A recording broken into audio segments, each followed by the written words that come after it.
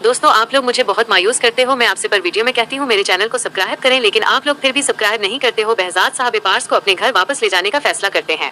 उन्हें अंदाजा होता है कि पार्स की इज्जत और जान दोनों खतरे में है, इसलिए वो जवार को भी पार्स के साथ भेज देते हैं ताकि रास्ते में पार्स की हिफाजत हो सके। जवार के लिए भी ये मौका बहुत अहम है, क्योंकि वो पार्स को किसी भी मुसीबत में अकेला नहीं छोड़ना चाहता। लेकिन रास्ते में एक नया खतरा उनका इंतजार कर रहा होता है। आफताब अचानक बहजाद साहब की गाड़ी रोक लेता है। आफताब के दिल में पार्स को हासिल करने की जिद पहले ही मौजूद होती है और अब वो खुलकर सबके सामने अपना हक जताने लगता है।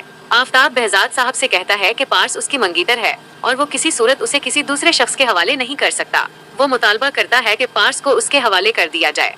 बहजाद साहब आफताब को समझाने और रोकने की कोशिश करते हैं, लेकिन आफताब किसी बात को मानने के लिए तैयार नहीं होता। सूरत हाल उस वक्त इंतहाई खतरनाक हो जाती है जब आफताब अचानक पार्स के सर पर बंदूक तान देता है। वो धमकी देता है कि अगर किसी ने भी उसके रास्ते में आने या कोई चाल चलने की कोशिश की तो वो पार्स को गोली मार देगा।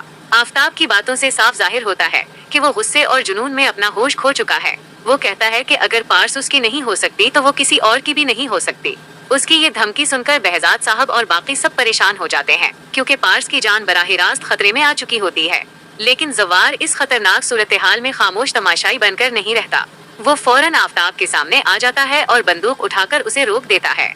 जुवार आफताब को वाज़ेह अल्फाज में खबरदार करता है कि अगर उसने पार्स को छूने की भी कोशिश की तो उसे जुवार का सामना करना पड़ेगा। जुवार के लिए पारस सिर्फ एक आम इंसान नहीं बल्कि उसकी मोहब्बत है, इसीलिए वो पार्स की हिफाजत के लिए अपनी जान तक खतरे में डालने के लिए तैयार हो जाता है। वो आफताब को ये एहसास दिलाता है कि जब तक जुवार जिंदा है कोई भी शख्स पार्स को नुकसान नहीं पहुंचा सकता।